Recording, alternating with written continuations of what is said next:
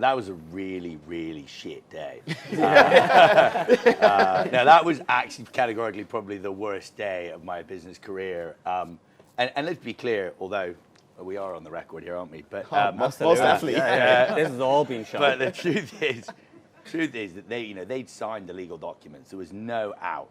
This was a complete breach of contract. It was, illegal for them to do what they did.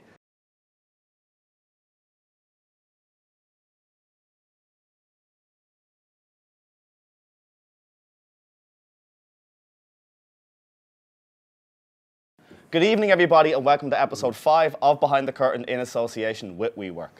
So, what is Behind the Curtain?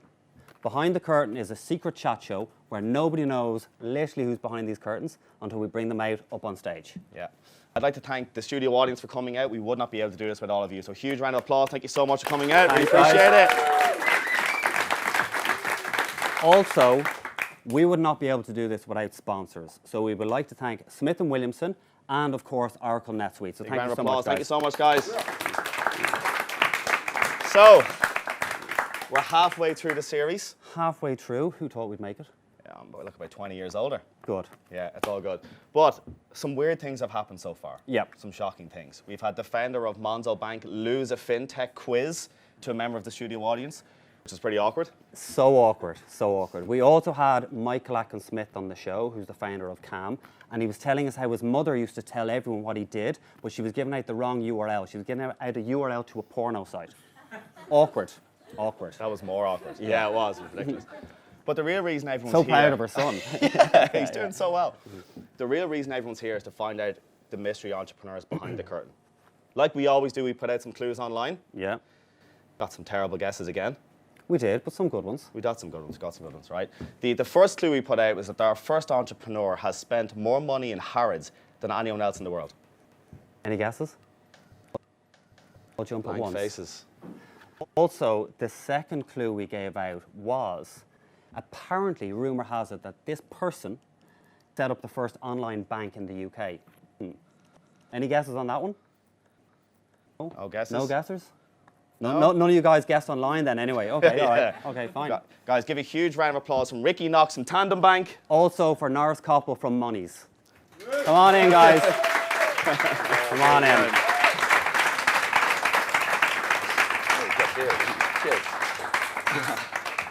Welcome to number 5. The guess is online. Michael Jackson was you, Ricky. People are like, the most Michael money ever Jackson. spent in Harrods. Awesome. Is that Michael Jackson? It's got to be, or some Arab somewhere. Yeah, probably, yeah. So any Michael Jackson fans, feel free to leave right now. Norris, we also had a guess with you that someone was there going, oh, it's definitely the founder of Revolut. But you're not. Well, No, definitely not. Better. No. Okay, absolutely better. Bigger, absolutely better. Absolutely better. And much more polite. Rumour has it. Ricky, you're obviously well known for Tandem Bank. Norris, you're well known for Monese, right? But we want to take it back to well before Tandem and well before Monese, right? So you're not originally from the UK, you're from Estonia. But what were you doing in Estonia? Like, what's your background? What were you doing before you even came up with any of your first fintechs? So let's go deep, way back, right? So I was born and all that. Now, actually, so I came to the UK in 2000. I started a job in marketing, so web development and all that, which was fantastic. But I couldn't get a bank account. And that back in the day was deeply hurting and deeply insulting already. As a foreigner, you can't get a bloody bank account. And I took offense, decided to do something about it. And here is the result. I can go more deeply into it. What were you doing before that? What were you doing in Estonia? Originally was born there in deep communist era, and I remember vividly the time when you couldn't get the chewing gum or a bottle of milk. Wow. And you had to use talons, food talons, in order to get stuff from the shop. Everyone had money, but there was nothing to buy basically. So you walked into a shop and queued up, and when you actually were inside the shop, it was completely empty. So you had to. That's worse than not having a bank account, isn't it? yeah. No point in having a bank account if you can't buy anything. Yeah, that's true. But back in sort of early 90s, we eventually broke free. So we had to rebuild the whole thing, whole country, police system, government, and banking system. And the banking system was built in 10 years to such a wonderful level that we had real-time payments, sort of inter-country payments, and it was real-time. It was absolutely fantastic. You had sort of a bank account, and your name was matched. There was no, silly, you know the drill, right? So you know how payments go missing and how they're mismatched and so on. In the UK, it's horrible. So they basically built it from scratch out there. Yeah, built all from scratch. So you had the wonderful online sort of internet banking system back in 2000, sort of 99, 2000 already. I could do international payments from my desktop computer 20 years ago, anywhere in the world. Came here, HSBC Bank, logged in, nothing there really. So just, I can just move my salary between, other UK bank accounts. That was ridiculous. So I came from, true revolution, and here, supposed to be, top of the world. Yeah, the fintech capital. Yeah, went back to third world very quickly. Yeah, it's actually, I read today, it's no longer the fintech capital. Sorry to disappoint everybody, but New York has overtaken as the fintech. Sorry, I'm going to go to the other show then. I'm out. I'm out. We're coming with you, so don't worry. Back behind the curtain. Yeah. Norris, your first business you started was in the UK, was MyJar, is that right? That's true. So basically, I quit my job, had a little bit of money saved, thought I'll do something to make a quick buck and get rich. And I thought, I'll go after credit. Seems so easy, right? And of course, let's do credit in a foreign country where I don't live. Even easier, right? So we set up a shop. I put all my money on the line. I lost it all in about 1 day. Because when we opened our doors, go big or go home. So we opened our doors and we thought, okay, let's do this lending. How difficult can it be? And we opened the shop up and difficult. How did you lose it in 1 day? because we trusted the major credit scoring agencies in the UK. Okay. We thought they must know what they are doing. That was your first mistake. Yeah. And no, it didn't work out at all. So I lost all my money. I got 16% back eventually. And then I decided, no, that's not going to work. So I have to do something myself. We have to develop a system that actually is able to understand customers' ability to pay back and all that, which we did. And the result was MyJar, one of the most successful lenders back in a day. And, was that all done by text message or something like that? Was it? Yeah, it was. So it launched 2007. And what we did also very differently was that we were able to deliver funds to customers in about 15 minutes. That was before faster payment systems kicked in. So we had, UK was in a deep sort of a era. Money moved 3 working days. We made money move in 15 minutes. And it was stupidly simple. So we just opened bank accounts in all UK banks. And when someone was with HSBC, we just moved money internally. Yeah. So what were the banks doing with our money for 3 days? Yeah, exactly. Yeah. What was it like? Because I know there's people in this room who have had a business and then things went to shit, and to pick yourself back up and to go do something else that was quite similar must be, what was that like when that business went and you had to start again? It was day 2. So we knew we needed to find people who will actually give us money, and we did. So we raised 4 million quid from angels back in 10, 11 years ago. Wow, that was quite an achievement. Yeah. I don't still know how that actually happened, but we made it, and the rest is history. Ricky, I know you've got a similar sort of background, right? Where before we talk Born about in Tandem, Tallinn, his mother. Similar, it was awesome. Tandem is startup number 6 for you, right? That's So kind of right. Yeah. What were the other 5? So I actually started out after I did an MBA at INSEAD in France, and then after that came out like all other MBAs with absolutely no skills whatsoever, but an excellent increased drinking capacity, which was awesome, and actually thought, what am I going to do out there? And I think there's a funny one, because actually I'm no longer in this phase of, oh shit, what's the idea? I think now I have loads and loads of ideas, and it's just do I have the time, resources to focus on one thing. By the time my brother had started a telecoms business in the US, and I was looking for something that would have a sort of impact, both sort of hopefully financially, but also socially. And he'd basically been reselling telecoms network hardware within the US. It was a big thing back then. Recycling, it was. It was sort of the telecoms networks were taking off. And so I said, hey, bro, why don't we, and he didn't like his business partner, he's a bit of a crook. And so he said, why don't we try and do this internationally? Africa's just installing some of the first networks. We can recycle network hardware out of Europe and start to build some of these African networks. And so we set up in New York City in a sort of, I think it was a sort of 20 square foot apartment after I left business school, and started cold calling operators. Did you go straight from business school to doing that? Yeah, okay. Exactly. Right. And we were cold calling. We actually started in Russia, and I speak a few languages, so we started cold calling Russian network operators and ex-Soviet network operators at like 3 a.m. from New York, and saying, hi, we're here in the Empire State Building. We weren't actually in the Empire State Building, but we did have a mailing address in the Empire State Building. We were wondering if you'd like to buy a telecoms network. And so we actually managed to sell in our first month. I have to confess, none of that was my doing. My brother, much better sales guy than me, sold, and actually bizarre, sold the Faroe Islands, which is just off the north of Scotland, a new telecoms network. We then had to go and find, because we'd sold it, which is great, but then we then had to go and buy it. So we're then calling around everybody, have you got these network components? And luckily my brother knew what all these things were and what they, and we found them actually. O2 was recycling them at the time, so they were actually just scrapping all their old network equipment for copper and precious metals just outside London in Slough, and we went and visited these guys, and we were like, we'll give you a little better than scrap, and we managed to do our first deal. So, but that just turned into a reasonably big engineering company that runs mobile networks in Africa. We run the whole of Safaricom's network in Kenya, Nigeria, Uganda, it's Airtel, and then we run Indonesian's Indosat networks. We do a load of stuff now. But basically, so you're still involved in that then? I'm still technically chairman, although it now involves arduous kite surfing holidays with my brother. It's not. We don't have much formal governance because it's just him and me. So that was straight out of business school. What? Yeah.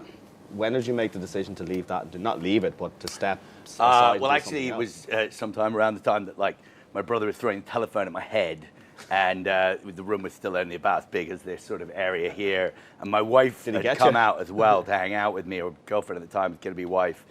No, it went out the window, which is, it probably got somebody on the street, which is a bit disappointing.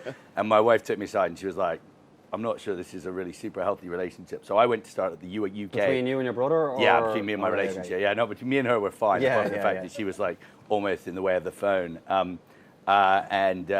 And so I set up the London office, and it pans out when you're like two people. I actually think we're four people by then. Having two offices internationally didn't work that well, so we came to an agreement that I was going to go non-exec chairman in the UK. So I actually helped to build the business right from the start, but was really only there in the room selling for about the first year before we moved back to London. Did any of your first five, right? Did any of them fail? No, well, actually, ironically, the second one was sort of weirdly the closest thing to a failure, but actually made quite a lot of money because it was. It's a good failure. Well, it was good. It was a failure because what happened was our plan was called Clarity FX. It's not on my LinkedIn because it's got a lot of legal lawsuits associated with it. So let's talk about it. Yeah, that's the next. It's not on my record. But our scheme was that the banks are ripping. I had a mate. I actually did these. So after this is an interesting one for the audience. I basically started doing these dinners. I got back to London, figured out this thing with my brother was, going to be cool, but I wasn't going to have a full-time role. And I did these dinners. I got all my mates around the table. I was like, anybody have a business idea? You have to bring a business idea to dinner. I'll cook dinner, and then we'll figure out whether I want to do any of these with any of you afterwards. No, but if anybody wants to do any, what? Did you have money to invest in these? At this point, I had a little bit of money from me and my brother's business, not much. And it was more just, what are we going to bootstrap? And it came up with this.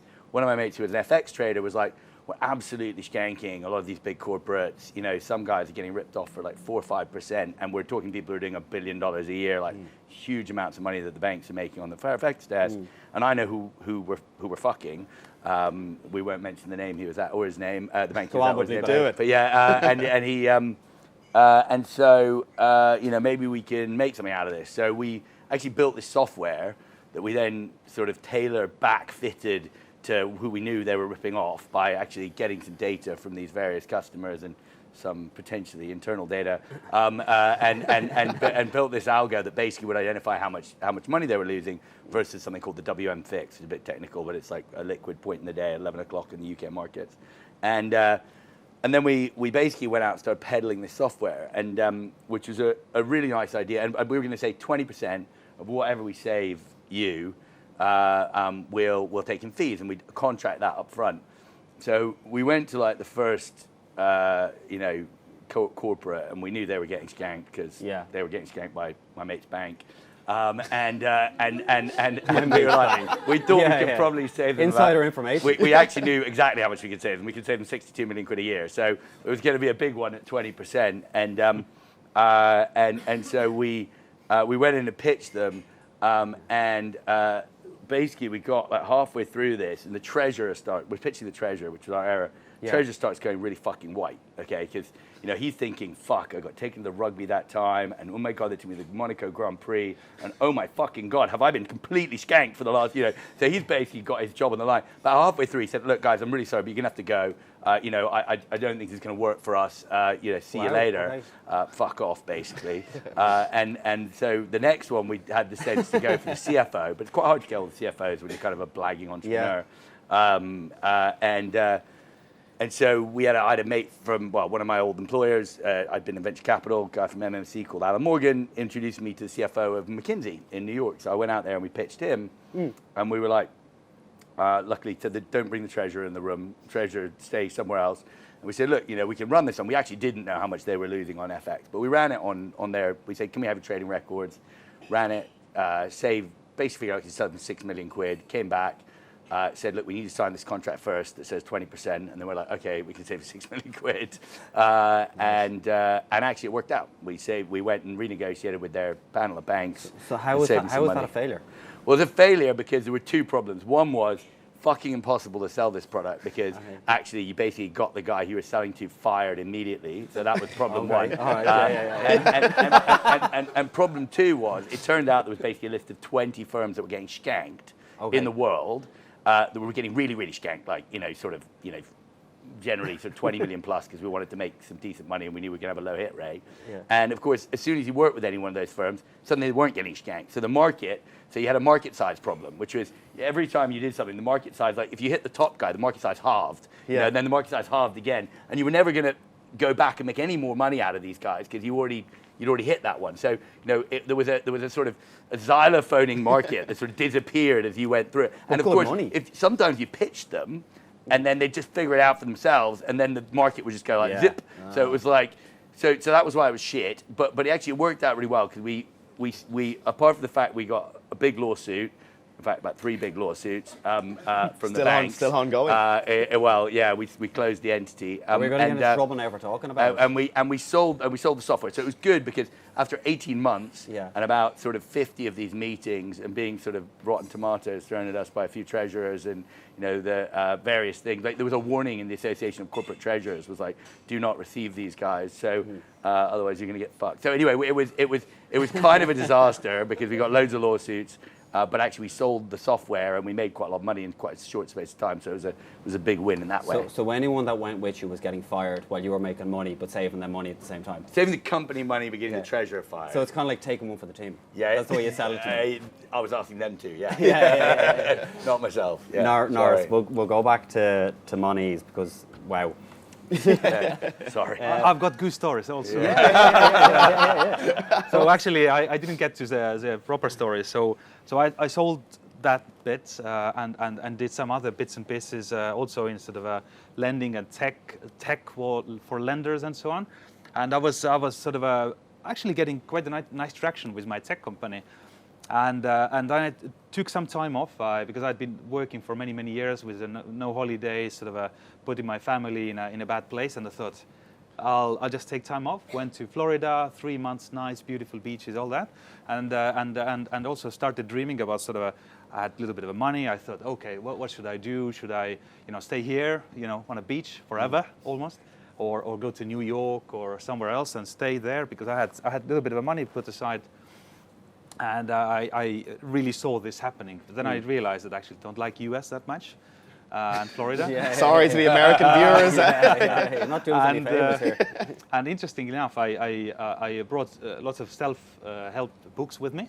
So I basically read non-stop, and life became such a wonderful place. And It was I really got energized, and so I was there literally on that beach, and that's where it hit me. Like, Norris, it's like always like from heaven coming the voice, little Norris, you have to do this, you have to do this. So I thought, okay, so what if we build like a global bank, like a global banking service that, wherever you are, wherever you're going, you can open a bank account just like that. It knows where you are, it lives in your pocket like a mobile phone, and it's like super clever, it's like a demon, like a genie, and you do this on a global scale and super cheap and so on. It's like, something there. So I called my friend and who became our first investor, and I said, what about this? That was in 2013. Fintech was, kind of a starting up. There was no such things. There was no Tandem, no, Revolut's, Monzos, and 26s, and there was nothing like this. So I was sort of operating in a vacuum, and it seemed like a ridiculous, absolutely ridiculous idea. But my friend said, Norris, you are not crazy yet, so let's work with it. And so I did, and I basically spent the next couple of sort of months reading through all European money laws, basically, that I could find, because the fact that I was into finance already, had done a little bit of a credit, didn't mean that I knew anything about banking, of course, right? So I was a complete novice. So read everything through, and my main thing was to understand why is it so bloody difficult to open a bank account if you are from abroad. I thought probably there is like the FCA restriction or something. It must be, because you go to a big bank website and it says UK residents only. So I wondered why, and I found out there is no law, there's no reason. So I thought, okay, there's something there. Started calling, the tech suppliers who provide tech to big banks and sort of the bankers, everyone who would listen, and I realized there's no restriction. You can do it, and it came down to the KYC, which basically is short for Know Your Customers. So basically, you just had to nail the KYC, and you could do this stuff internationally. And because of European laws, pre-Brexit and all that, so you can actually onboard customers, and you can work with them. You can provide your services across whole Europe, and there is nothing that can stop you. So I thought, okay, if I can do this on a European scale, can I do this on a global scale? Started dreaming about, so what if we, instead of going for a bank license, for example, what if we, in some countries, we become regulated as an electronic money institution. In some countries, we partner with banks, for example, hide under their regulatory umbrella. How do we put it together, the sort of a banking service or banking solution in a way that for a customer, it's super easy, super sort of a comfortable. All the barriers and all this bullshit has been removed, nice and neat. So I thought, how do you put it together? And well, that was a kind of a starting point. For Monese. For Monese. Yeah. And the name, the very first name for Monese, don't tell anyone, was Bank Killer. Oh, okay, Bank Killer. And when I approached FCA and wanted to naturally sort of register my service, they said no. So I had to rethink. Yeah. And then it came down to, okay, how many letters can one name there be in one name? It's like max 6 letters. Had to do something. It had to be something with money. Had to be sort of global enough so anyone in any country can easily say the name. Monese. So you're Spanish, you're English, you're whoever, you can say it out. I don't know. I kind of like Bank Killer. Yeah, bring it back. Bring it back. It kind of makes sense as well. It makes perfect sense. That was your road to Monese. Ricky, Tandem Bank, right? So you flogged a load of software, you made a bit of money. Got a few people fired. Got sued. Yeah, it was brilliant. And then it led you on to Tandem. So can you tell us a bit about the road there was a to couple Tandem? of bits between there because I'd done done quite a bit of fintech investing out that first bit, and then I'd started 2 remittance companies. So I'd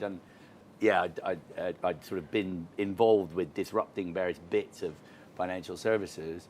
And actually, ironically, we did found the company in June 2013. So technically, Tandem, although I think it was like called Open Bank or something at the time, was founded then. It has to be said, I was living in Bali at the time, in Ubud, hanging out and having a nice time. So not a lot of work got done for quite a long period after I founded the company. But I did get around to incorporating for 35 quid. And was there a different name before you just called it Tandem? It was called a million things. It was called the Good Bank for a long time, which is sort of part of our mission. It was called Open Bank for a while. So we could actually have Bank Killer and Good Bank on the same show. Yeah, exactly. It's sort of like Bank Killer, Good Bank. It's almost like a Mexican wrestling thing, you know. But yeah, we wouldn't want to do that. It's, it's before the watershed. That's the second half of the show. Exactly. So after that, obviously, when did you choose to leave Bali and get a bit of work done and get Tandem off the ground? Actually, funnily enough, I go every year to something called Burning Man, which is a festival in Nevada, which is pretty awesome. Little break from the commercial world. It's a sort of money-free society where everyone gifts everything. It's a slightly weird thing. Everyone thinks you barter. You don't barter. Everyone turns up with shit to give. So you turn up at a free bar and you have free beer or free whatever you want, and people do theatre and art and all sorts of contributions. And it's pretty cool. And so I went out there to kind of think about world universe and everything. And my wife was really hoping that I was going to go out to Burning Man. I was going to come back and say, yeah, I want to be a yoga instructor, because she's not a yoga instructor herself, but she basically has been trying to persuade me to stop working for an awfully long time and just sit down. My wife actually is a yoga instructor. Become my wife's a primary school teacher, but she wants me to be a yoga instructor. But yeah, and instead I went to Burning Man, had a great time, and came back and said, I want to start a bank. So that was a bit of a backfired one from her. But yeah, so no, I was just sitting there looking at the sunrise and going, fuck, what do I want to do? That's like, I want to do something big, I want to be exciting, I want to do something really stupid. Oh, I don't know, I'll start a bank. Oh, brilliant. Yes, I've done it, I've cracked it. As I said, maybe an altered state at the time. I was going to say, like, what's the inspiration behind that? Because, like, obviously you weren't going to open up a bank that was a typical bank, right? So what were you comparing yourself to at the time? Was it Monese? Was it something else? Yeah, no, Monese wasn't around. But the truth was, there's a guy I'd been talking to about this for a while. It was sort of on my long list of ideas, and my business partner, Mike Kent, who runs Asmo, and we had a sort of, we always maintained a list of sort of businesses we might want to start, and this was one of them. And so I've been talking to a guy called Matt Cooper, who I'd known from when I was in VC. He was a chairman at a company called BritArt, which is a spectacular failure, but a shitload of fun. We invested in it, so yeah, I happily wasted people's money. We went on Gumball Rally and stuff. It was super. We didn't do very much, didn't sell very much art, because this is 1999, so it was like, your piece of art would go click, click, click, click, click, click, click, click, click, click, click, click, sort of pixel by pixel, you would start to see your art, and even then it was shit resolution. Anyway, Matt started Capital One, so he was one of the original 5 guys who set up Capital One Bank in the US. Probably, if you're talking commercially, the biggest banking success in the last, or pretty much the only, top 10 banks been built in the last 50 years. Yeah. And so we were like, I was like, get a guy in who understands this. So I'd gone and sort of interviewed him on what we need to do and how would we go about it. And so it was sort of on the list there as one of the things you might want to do. But the big thing was, basically banks, skank their customers horribly in a million ways, and unfortunately Capital One was one of those banks that's actually probably best at skanking their customers. See, mad though, sometimes describe customers as little balls of net present value, net present value being the future cash flows that the company's going to receive from the customer. Yeah. And we were a bit like, and I was a bit like, look, this is all a bit fucked, and all of my businesses have been about social impact at some level, remittances, getting small world sent about 5 billion a year to the developing world, often where it was needed most. And so it was like, the combination was actually, I had young kids, so it was like, don't want to fucking be on the road in Africa and Asia and South America the whole time. I feel more emotional about doing good for those countries, because I think there's more good to be done. Yeah. But I was like, maybe there's something I can do for the UK that would be exciting and impactful. And I was like, banking's just a horrible ripoff. And the truth is, everybody's shit at their money. And I'm actually worse than most. I'm like unbelievably shit with my personal finances. I'm quite good with my Still, or back then? Yeah, I'm still pretty shit. But we're using Tandem, of course. Now I'm perfect. No, we're not. We're not there yet. But selling it to us here. Yeah. Exactly. But basically was like, it's one of those sort of poorly kept secrets no one really talks about. They fuck it up all the time. Yeah. And, when you get people going on it, it's like, yeah, I put the school fees on the credit card last month, you know, and it's like these little Yeah. secrets come out. Yeah. And it's like, you know, basically everyone's fucked most of the time and they just don't talk very much about it. So basically was like, could we build something that actually help people? Yeah. Because the truth is, banks today are like, it's a self-service situation. And basically it's a self-service with booby traps. So it's like, you know, oh shit, I'm out of money, but I want to go on holiday and I promised my family going on holiday. Am I going to stick on the credit card or do I get a loan? Or, you know, or should I actually been saving 7 months ago? Probably that's the answer, Yeah. but shit, that's not, time travel's not the option. So let's, Yes. so let's, you know, so basically, you know, and then you make this decision in a complete vacuum of information. You have no idea how much, I mean, you know your credit card interest in theory, but I actually have no idea how much it's going to cost you and which one's best and how it works. And actually the thought was, could you have something that actually put a service wrapper around it? And we talk about it, so this is a long explanation, but like in the way Spotify did for your music, and probably most of you have never known anything other than Spotify, but like when you had a CD, I was a shit because I had to go to this music store and buy a CD, and you've got rows and rows of people I've not heard of, you know, and then, you know, the embarrassing thing is the people I had heard of, I didn't want to hear their music, so it was like, you know, charts music. So it was like, and I found that a really distressing situation, but obviously some people are very good at buying music, so I know this analogy doesn't work very well, but, you know, most people have the same situation. Like 90% of people probably like the music and know what's going on. I was just the clueless one. You know, 90% of people, when they're faced with a bank product, they don't have a fucking clue, don't know which one's which, what's going on. So, you know, Spotify makes it all easy. They take away all these pain points. They take away buying the music. You just don't have to buy the music. You know, they take away selecting a CD. They take away changing the CD in the middle of a fucking dinner party when you don't, you know, you want to capture the mood, but you're not a DJ and you haven't got a fucking clue. You know, and now we've got the problem. and you totally smash it with totally the wrong CD. You know, and you know, and then, but in a similar way in banking, it's like selecting those products. You know, you're in the store and you're like, is it this card or that card? Or do I use this one abroad or that one? Yeah. And you know, all these decisions, you're basically clueless and you go, fuck it, I'm just gonna do that. Could you have an app that just sorts all that shit out for you, controls it, you know, manages, orchestrates in the background, saves you thousands of pounds a year and makes it all magically easy. So that's what Tandem was trying to do. Still hasn't got there. Can I ask you, both of you, this is for both of you actually, because you know, when it comes to banking and the original banks, it's run by some pretty powerful people, right? Did either of you ever have death threats? I don't know, anything that people rang up and said, if you open Bank Killer, I'll tell you, we're going to be sending people around your house. Or Good Bank. Did you ever have anyone reach out going, don't go down that route? No. So, yeah, I mean, some of my friends who smoke a little too much weed were definitely like that. It's definitely going to happen. But it definitely did not happen. No, I mean, quite the opposite, actually. You know, I had banks approaching us going, oh shit, I've just got your card, it's really cool. You know, hey, can you come in and talk to us a little bit in our innovation lab? And can we waste 4 days of your time, like, sucking out a completely useless bunch of people who won't do anything for you? But but no, definitely not death threats. Do you have any death threats? But did it feel quite sort of, I kind of felt really lifted when they started the process. Yeah, no, it's awesome. Like, yeah, exactly. Someone's taking notice. They like us. I had. Do you think then the future plan will, because obviously there's so much money in banking, obviously it's banking, right? But do you think that it might be a case that these big banks, it's going to take so long for them to catch up on what you guys are doing, right? Yeah. And even with Revolut and Monzo and the whole lot, do you think everyone's just going to start getting bought up? Well, it depends whether you want to sell. Yeah, but I mean, my personal, there's so much money though.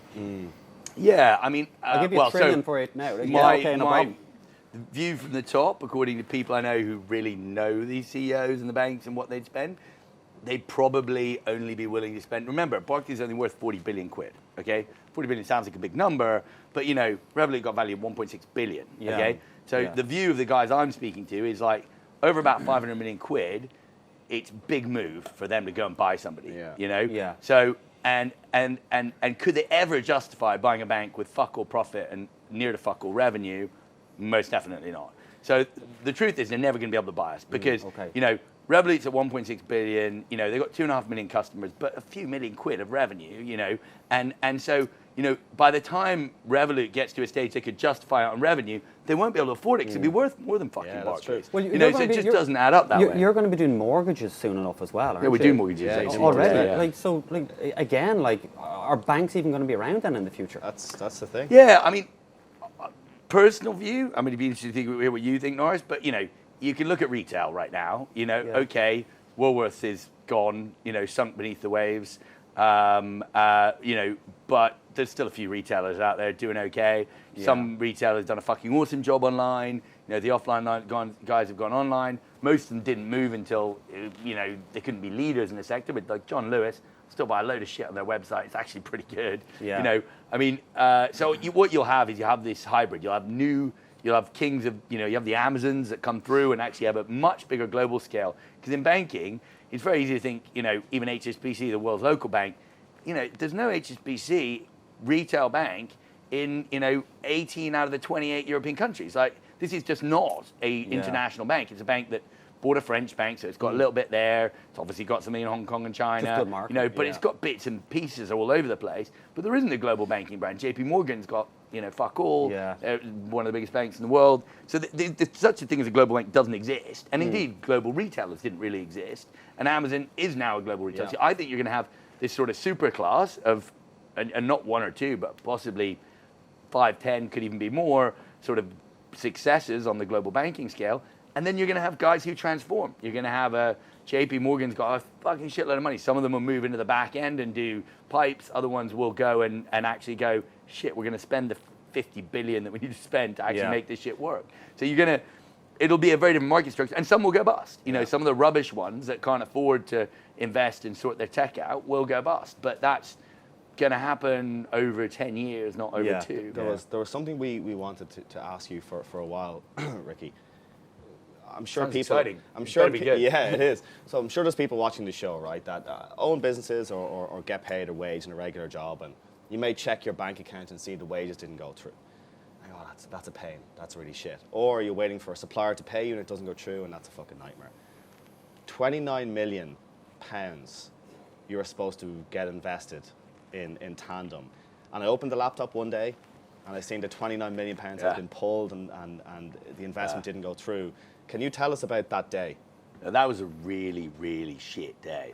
Now, that was actually categorically probably the worst day of my business career. And let's be clear, although we are on the record here, aren't we? But most definitely. This has all been shot. But the truth is that they'd signed the legal documents. There was no out. This was a complete breach of contract. It was, you know, illegal for them to do what they did. Yeah. But it's fucking China. Come and sue me. Yeah. Brilliant. Was that the phone call? I know I'm going to waste, you know, £1 million trying to sue a Chinese firm that I'm never going to get on top of. And anyway, they've just gone bust, House of Fraser, which was their UK piece. So they didn't have any cash anyway. So lucky I didn't sue them. No, but that's a joke. But anyway, but the fact is, I got a call, which is a bit strange, and they were already a bit late, so they were supposed to be delivering the cash like 2 weeks before, and there'd been a few excuses, and I got a call from the chairman, who'll remain nameless for the moment, who said, I'm coming to your office, I'll be there in 20 minutes, which is a weird thing to say, because, you know, normally you organise a meeting, you organise it a little bit more civilisedly in advance, and if you're doing a sort of on-demand investor meeting, you'd always go, come to me because I've got something important. But yeah, I'm coming to you, I'll be there in 20 minutes was not boding well. I was definitely not feeling happy at that point. And I was like, what the fuck's going to happen? And so he sat me down and he said, you know, look, I'm really sorry. And the official line was FX challenges. But he said, you know, the chairman was the Communist Party, got a tap on the shoulder and said, you're not meant to be investing in banks overseas. There was a change in policy 6 months ago. What the fuck are you doing? And as I discovered in the course of a different fundraising thing, China's not the same as the UK. In the UK, you know, you might go, ha ha ha, what you're telling me, Theresa May is telling me not to do something. Fuck off. Sorry, Theresa. But you wouldn't worry about it. You know, no one's going to come around. No one's going to come around and heavy you. In China, you disappear, you know, and in the course of a different transaction, the CEO of a business that was looking to invest in us disappeared for 2 weeks. And we were like, what's happening here? And they went, oh no, he's just disappeared. And we're like, what do you mean disappeared? I was like, does anyone know where he is? No, just disappeared. It's like, no, actually people basically get taken off by the government, they disappear, God knows what happened to them, and they come back much more compliant a couple of weeks later. So you basically don't fuck with the Chinese Communist Party, for the record. And so he'd been told he wasn't going to do the investment, so he was like, you know, and I was like, oh, that's illegal. You've signed a contract. He's like, really? Did you throw a phone at his head? No, didn't try that technique, no. Yeah. But no, so yeah, it wasn't a great day. No, definitely not. Norris, we'll just go back to also with your bank, because you were saying, I know you were going to call it bank killer, right? Sorry to keep mentioning your name. It's great. You brought it up. Yeah. But you've also said, your own words were that you're not trying to kill banks, you actually want to work with them, right? So like when you say work with them, what are you trying to do with the banks? So we see basically Monese being like a bridge between, you know, we're here to serve the audience who typically, again, international audience. We're talking about nomads, people who live lives in multiple countries. For example, I used to go sort of a back and forth, even in the US a little bit, you know, and you kind of, when you stick around, if you're in one place for longer than like a month, you kind of need local banking facilities to pay your bills and whatnot. If you just keep using your, let's say, European or UK account and IBAN, it becomes really, really expensive to run your life. And so there is another story, by the way, that so how much money did you raise in your seed round? Depends what you call our seed round. The first There's external... competition now. Yeah, exactly. How big's yours? I'll show you mine. No. I started this. I'm just sort of struggling to, because Matt and I put a couple of million quid in the business before anybody else invested. So we can say that was our seed round. But technically, what we called our seed round was like 5 million quid or something. Mine was £40,000. There you go. Okay. So how do you start? How do you start a bank killer with 40,000 quid? Yeah. That was an interesting one. Yeah. So eventually it became. That's impressive. It became another sort of 500k, another 500k, and then beyond. But you know, literally we did this on petrol fumes. And why I wanted to say this is it's you know, you can do stuff with a very limited amount of money if you just put your mind to it, right? And you do stuff gradually. Do it you know, little by little, not spending lavishly on bank license. No, definitely. Well, then, terrible idea. What do you think then? Because like most people here are business owners, right? And there's plenty of startups and entrepreneurs watching this show, and all you hear about nowadays is such and such raised this amount, they raised this here, they're going for crowd funding, the whole lot. Our parents, for argument's sake, when they were setting up companies, it wasn't all about raising money. It was just about going out and doing what you did, making money. Yeah. You didn't. You had to earn the money before you actually got it on board. Like, so it's just interesting what you say there. That you don't need a lot of money to get something off the ground, and especially what you were doing. Yeah. Especially these days, you know, I mean, you go back a little bit further, you know, you go to maybe, you know, 2000, 2005, it was impossible. You couldn't do this stuff, right? But it's just like the servers that you needed to pay for were too expensive and all this stuff. You had no cloud, you didn't have AWS. All this shit was, actually, there were a lot more barriers to sorting your shit out. And there was no infrastructure. Like before 2000, like I was in BC, you know, now there's like, you know, I mean, we're here today, but you know, I mean, there's accelerators and incubators. You can basically, you get free office space pretty much thrown at you. Well, okay, sorry to the people who are paying here at Woodwork, but you know what? But like, I've got a startup, Albert, that's never paid for office space, and it's 3 years old now, and it just goes from one accelerator to another incubator to a thing, you know, and it's done almost all of them now. How many it's going to run out of road, but you know. How many people? Like one? No, it was like 8. Okay, all right. But Norris, you've successfully raised $60 million recently enough. Well, that's a different story, right? I mean, you don't need money. All this shit, 40,000 million. But I truly plus 60 million. But I truly think this is a very modest raise. it may seem like a big thing, but I think it's a modest raise, and we need to raise a little bit more in order to become, fully profitable.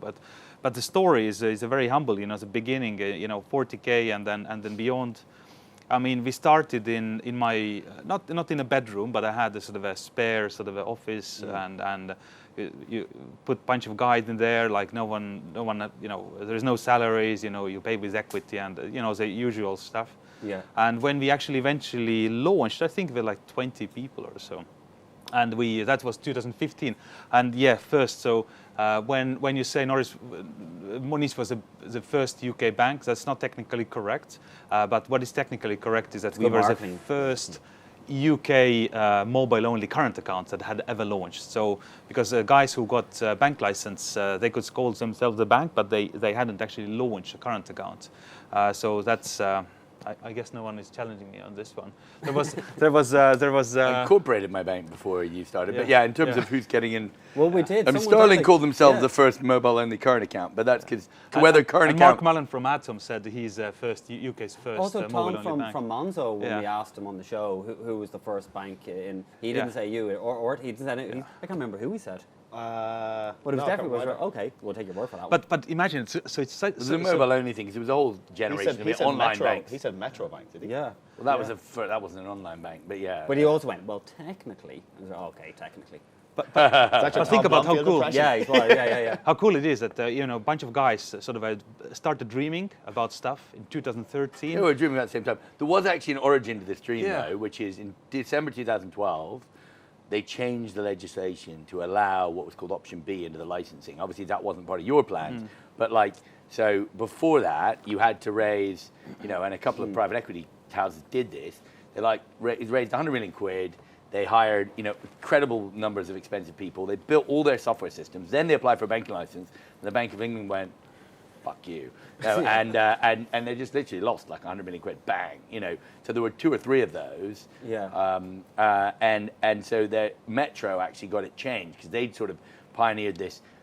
Look, we don't have the capital, we don't have the IT systems, but we got some people and we got a plan.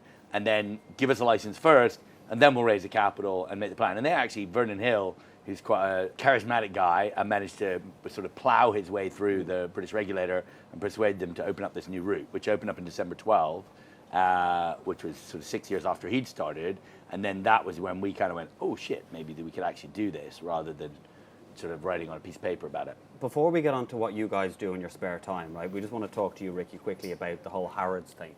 And we Genius. Yeah, well, absolute genius. Right? Well, our clue was that one of the guests coming on the show was spent more money in Harrods than anyone else on the planet. That's probably not even true, but it was a nice clue. You was. Tell us about the whole Harrods thing, because obviously you bought Harrods to get a banking license, yeah? It wasn't And really as you said, a genius. banking license. Genius move. Yeah, exactly. No, I just love that department store. No, there's actually a bit of a department store fetish because having been binned by House of Fraser is like a rebound girlfriend thing, it's like, you've got to get the hotter one down the block. So I was like, House of Fraser's fuck me, got to get in with Harrods. No, that wasn't how it happened. So no, actually, bizarrely, they approached me. They had an existing bank called Harrods Bank, which is a bit of a sort of odd appendage so that's probably not a good way of putting it, but they'd acquired the people who own Harrods Qatari Investment Authority. They'd bought the bank. When they bought the department store, they weren't very excited about a bank, and so they were interested in selling. They were in a process anyway, and they approached us and said, "Would you be interested?" And to be honest, when I first started, I was like, "You got to be kidding!" Yeah. Probably the most old-fashioned bank out there. But actually the way it worked was it actually had quite a lot of cash in the bank already. So it had core tier 1 capital in the bank. It had a whole lot of really annoying kind of check-heavy foreign customers with current accounts, which we asked them to close.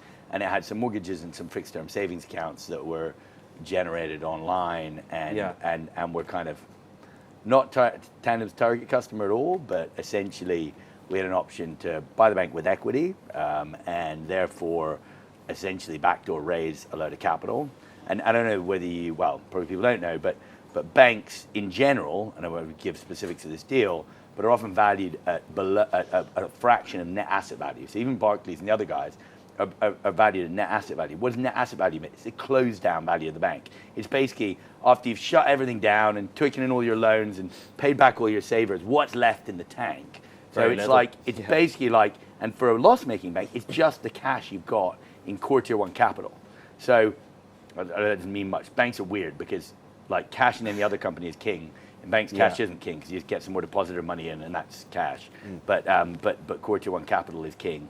It doesn't sound as snappy, does it? But so yeah, you basically, and you know, banks trade at below this core tier one capital. So when you buy a bank, quite often a loss-making bank sells for half of the actual money the core tier one capital it's got. So we can't give the exact figures, but it's free money. This was bizarrely a bunch of cash that was being valued at under the face value of the British pound notes that it was, plus a free bank. So it's quite a good deal. That is a good deal. Look, it's such an interesting story, but probably what we do behind the curtains, we want to get to know the people, right? You said your wife is a yoga instructor, is that right? Yeah, and I've got 3 kids and a dog. So what do you do in your spare time? So you're not chilling on a beach dreaming about Not opening chilling. banks. So what do Since you do? I founded this business, I've gained 25 kilos in weight. I was a nice-looking chap before that. You still are. And you know, it's a massive. It's not the easiest thing in the world to build like a fintech business. I mean, there is, you know, I used to run tech business before, right? So you just, you know, you come up with an idea, you have a bunch of developers, you do stuff, go to market very quickly, get feedback, and you know, you pretty much, you know, very quickly if it works or not. I kid you not, I spent 2 years building this thing in a garage before we could actually launch and get some customer feedback. And by that time, we had already spent $1.5 million or something like that. Wow. So there was already money in the game, and building things in this darkness without proper customer feedback, it can be, you know, pretty challenging. I'm sure he's asking about your social life and not the business. But you know, I think Norris is answering the question by talking about his social life exactly. No, but do you take many days off? Because as you said, like, you know, a lot of us don't.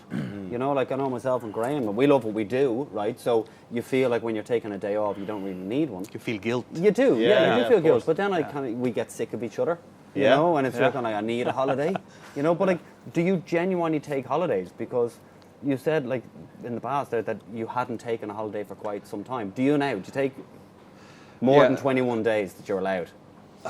No. But I started taking proper holidays once I started getting paid, you know, Okay. as a salaried employee of Monese, which took, you know, quite a long time before that happened. But that was quite a relief. And in many ways, it feels awfully wonderful now that I have to submit my, you know, I want to take a holiday. It goes through a proper process and someone approves this stuff, and it's pretty cool. So yeah, I do. No one pretty disapproves cool. it, I'd say. So, Ricky, Burning Man was on a few weeks ago. Is that still your way of chilling out? I was there a few weeks ago. It was fun. Yeah, no, I do a combination of different things. But yeah, I do. I normally do some skiing and Burning Man with some mates, and then family holidays. Go to the Lake District, which is where I got married, and my wife and kids. So you take enough time off. It's not. No, I as if do actually. To be fair, I mean, although my wife would argue it's no time off because I'm always on my mobile, etc. But no, I've actually always, apart from in some really tricky periods, last year wasn't great. But you know, I've always tried to take a decent amount of holiday, and I just kind of work through my holiday. But I try and like work in the morning and then chill in the afternoon. I can sort of. How many hours a day? Inbox is, well, the thing, it depends how bad the day gets. But like, if I'm really lucky, that's 3-4 hours. If I'm unlucky, it becomes sort of 6-8 hours. But Do you which start then early? stops being very much like a holiday. But but start early exactly. Yeah. But because but it's just quite nice because if I can get my inbox out of the way, then I can go and chill and go do something nice with the family and have fun. Because it's funny, like a lot of like people, we obviously interview people on our day show, the Roundup, right? And it's funny when you hear someone who's in your position, because you might come in and you go, right, I got my inbox out of the way. right? So like, is that what you do in the morning? You get your inbox out of the way, then you can get on with everything else, and any email that comes in doesn't get answered until the next day? No, yeah. No, so I do, well, I sometimes do two, like one late night, one early morning. Yeah. I try not to touch my inbox during the day, just because otherwise I don't get other shit done. So the thing about email is it's kind of pernicious because it's like, if you sat there all day, you could sort of feel like you're doing something, and a new message comes in, you know, every few minutes, and you could sort of think about it and piss about and compose. But then you're you're doing shit. Then you're going to get actually work done, you know, and the work isn't, unfortunately, well, some of your work gets done through email, but you normally find like about 20% of your emails actual real work that you might achieve something through, and the other 80% is kind of bollocks. Because it's funny, you get around. You see people, and we hear it a lot, and Gary V's oneness is you just get 2 hours sleep, wake up at 5 a.m., do all this sort of stuff. No, don't do that. When Tom Blomfield was in the show, he said, I don't get to the office before 10 because I fucking hate mornings. Yeah. And that's it. I just don't wake up early, get to the office at 10, but I work late.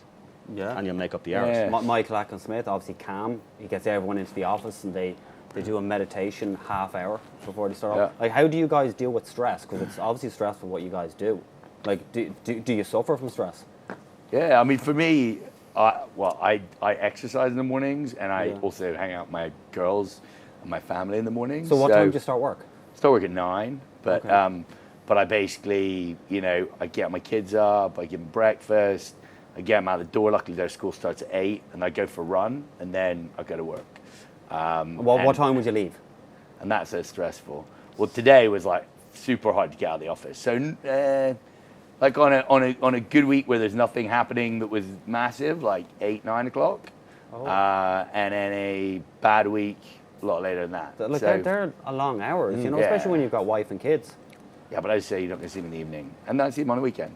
Yeah, that's It's true. the same. Like getting home for bedtime is a nightmare. I tried to do that for a while. Like, nearly crashed my motorbike a few times, and you know, you've always got people harassing you on the way out the door. Oh no, you just got to sign this. Come on, Norris, no, please. You've got to get this done by tomorrow. It's like, oh fuck.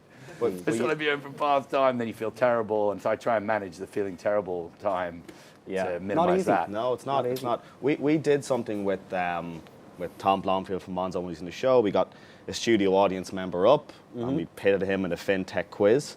Yeah. But what we're going to do is, considering you two are on the show, we're going to put you head to head in a fintech quiz. Amazing. I'm shit at quizzes. Brilliant. Yeah, it's all Even Norris better. better. Even All right. better.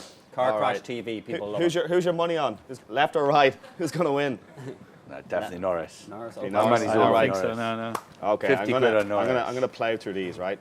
What's so special about the new Starting Bank card? It's vertical. Yes, vertical. There's a competition now, by the way, so try the Yeah. answers. What African bank just raised 55 million? You should know this. And digital one? M-Pesa? No, Jumo. Where is the next money conference take place? Las Vegas? Well, Money 2020 is in Las Vegas, but there's loads of other money conferences.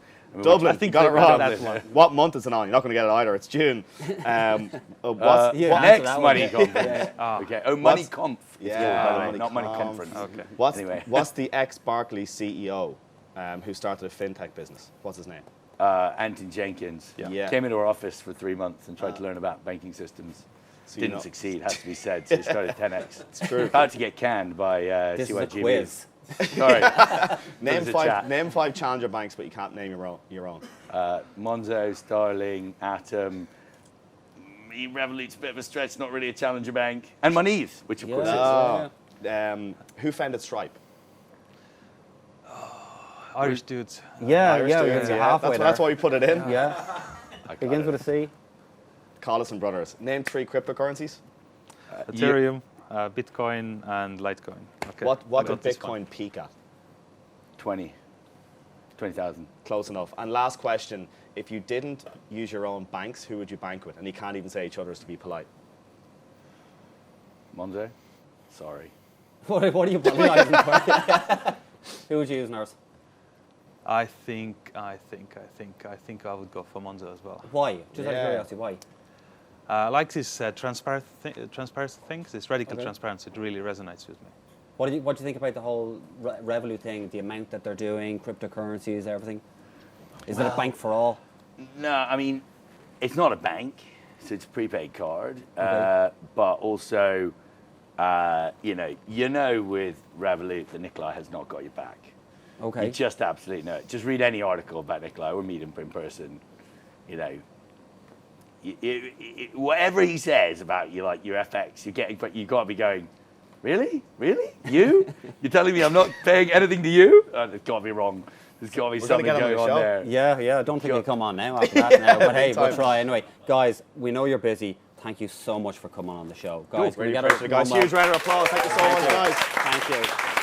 Also, thanks everyone for coming in. Thank you so much. It means a lot to us. So thanks so much for coming on the show. We could not do the show without our sponsors. So we'd like to thank Smith & Williamson and also Oracle NetSuite. So thank you so much, guys. Brilliant, guys. Thank you so much. Thank you.